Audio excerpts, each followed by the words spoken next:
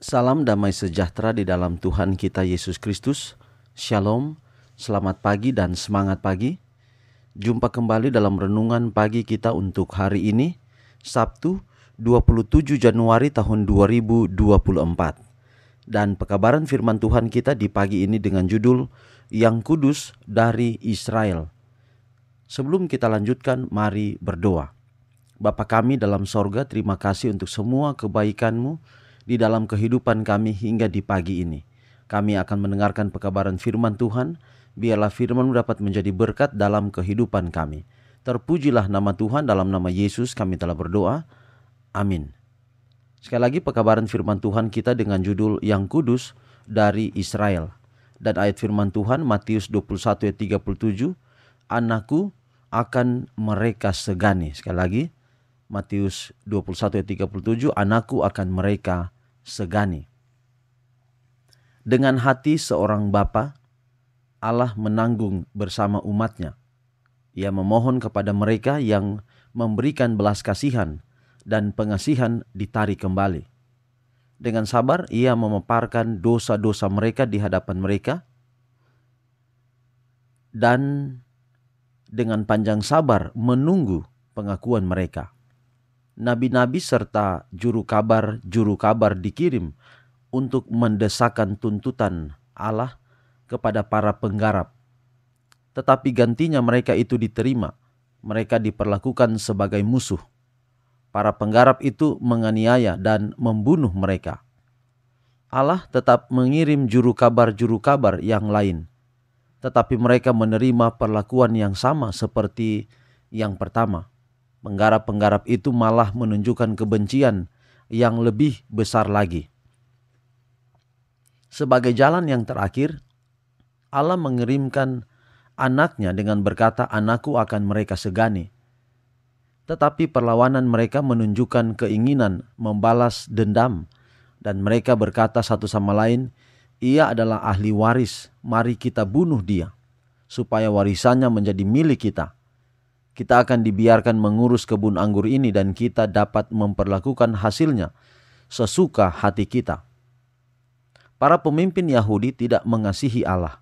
Oleh sebab itu, mereka memutuskan hubungannya dari Allah dan menolak semua tawarannya untuk suatu penyelesaian yang adil. Kristus yang dikasihi Allah datang untuk menyatakan tuntutan pemilik kebun anggur. Tetapi para penggarap memperlakukan dia dengan sikap remeh. Secara terang-terangan mereka berkata, kita tidak mau orang ini memerintah kita. Mereka cemburu terhadap keindahan tabiat Kristus. Cara mengajarnya jauh lebih unggul dari cara mereka. Dan mereka iri hati atas kesuksesannya. Ia mencela mereka, membuka kedok kemunafikan mereka. Dan menunjukkan kepada mereka akibat-akibat yang pasti dari tindak tanduk perbuatan mereka. Ini menimbulkan kemarahan mereka. Mereka merasa kesal atas celaan-celaan yang tak dapat mereka diamkan. Mereka membenci ukuran kebenaran yang tinggi yang senantiasa dikemukakannya. Mereka melihat bahwa ajaran-ajarannya membuka kedok sifat mementingkan diri mereka. Dan mereka memutuskan untuk membunuh dia. Mereka membenci teladannya yang jujur dan saleh. Dan kerohanian yang ditinggikan terlihat dalam segala perkara yang dibuatnya. Seluruh kehidupannya adalah suatu teguran kepada sifat mementingkan diri mereka. Dan ketika ujian yang terakhir datang, ujian yang berarti penurutan sampai kepada hidup yang kekal, atau pelanggaran sampai kepada kematian yang kekal, mereka menolak Yang Kudus dari Israel.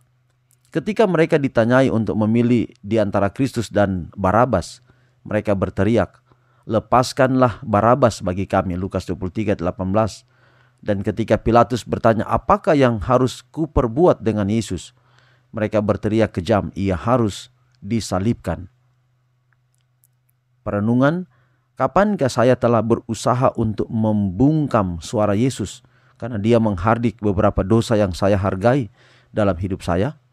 Apakah saya berbeda dengan masa yang meneriakan salibkan dia? Jadi kalau kita alergi terhadap teguran Yesus, maka kita tidak beda dengan orang-orang Farisi, orang-orang Saduki pada zaman Yesus. Kebencian mereka sebenarnya adalah bukan karena mereka takut disaingi, tetapi karena Yesus mengungkap kelemahan, dosa, ketidakjujuran mereka. Dan itulah yang membedakan, karena kata kudus dari bahasa Ibrani kodes itu berarti disendirikan, diasingkan. Makanya tabiat Yesus kudus adalah tabiat Yesus berbeda dengan kita. Nah, kalau kita mau memiliki tabiat seperti Yesus, kita harus datang kepada Yesus untuk menuruti apa yang Dia mau, atau kita menuruti apa yang Dia perintahkan.